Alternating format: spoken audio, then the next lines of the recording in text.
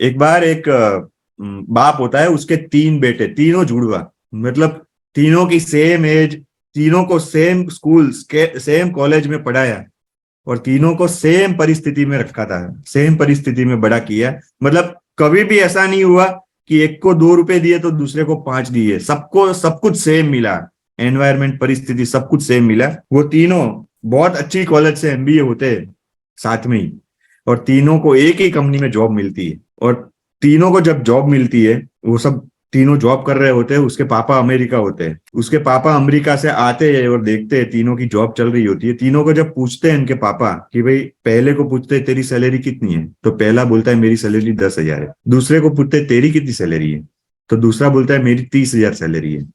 और तीसरे को पूछते हैं तेरी कितनी सैलरी है, तो तीसरा बोलता है मेरी सैलरी 1 लाख रुपए है। तो उसके पापा हैरान हो जाते हैं, यार तीनों को सेम पढ़ाई, सेम डिग्री, सब कुछ सेम, तो सैलरी अलग अलग क्यों है।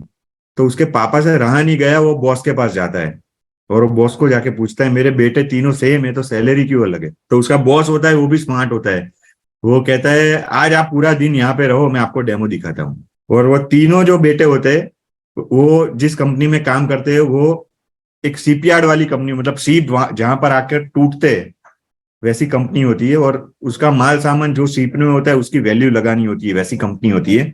तो उसी दिन एक सीप आया होता है, तो उसका जो बॉस होता है वो तीनों को फोन करता है कि सीप आया है, देखो वहां पर अपने काम का क्या है और क्या हो सकता है। तो पहले का नाम मैं ए दे देता हूँ, जिसकी 10,000 सैलरी थी। तो वो ए होता है, वो क्या करता है, वहां पर फोन लगाता है और पूछता है शिपयार्ड, शिप में, कि भाई क्या क्या है, अपने काम का क्या क्या है, वो सब पूछता है, डिटेल लेता है। दूसरा है वो अपने हिसाब से प्रोसेस करता है, तीसरा भी अपने हिसाब से प्रोसेस करता है, पहले ने भी फोन लगा के प्रोसेस की।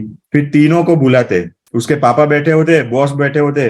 पहले ए को बुलाया, ए से पूछा भाई बोल तूने क्या किया आज। तो ए बताता है मैंने सबसे पहले फोन किया, वहां पर फोन किया, फिर मैंने पूछा क्या क्या है, मुझे तो कुछ समझ में नहीं आया, वहां पर कुछ कंप्यूटर्स थे, कुछ लकड़ियां आई थी, तो मैंने अपने हिसाब से ऐसा डिसीजन ले लिया, भाई लकड़ी अपने क्या काम के और पुराने कंप्यूटर थे वो क्या काम के अपने।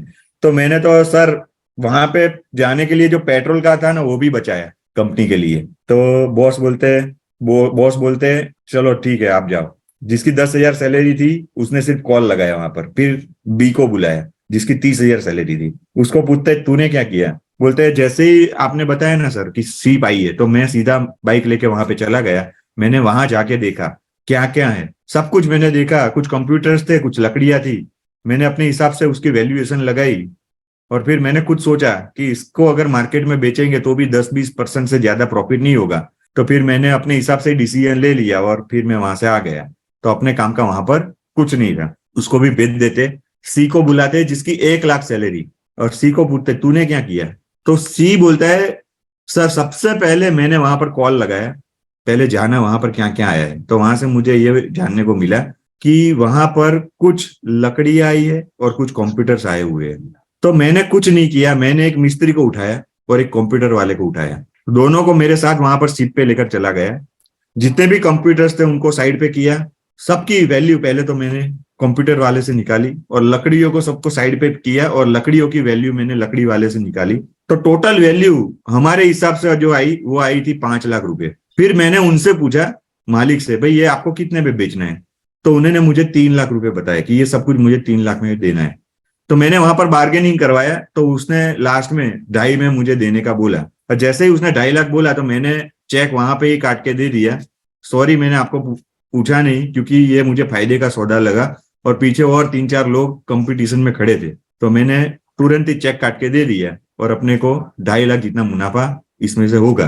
फिर उसको बोलते ठीक है सर, ठीक है बेटा तू भी जा। फिर उसके पापा को आके बिठा के पूछते अब आपको समझ में आया पहले की सैलरी 10 क्यों है, दूसरे की 30 क्यों है, और तीसरे की लाख रुपए क्यों है।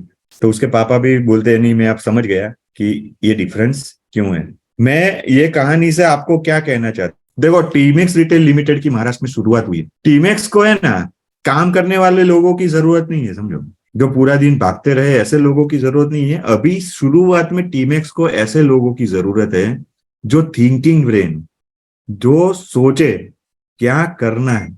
आप सब लोग लीडर्स हो, आप सब लोग थिंकिंग ब्रेन्स हो।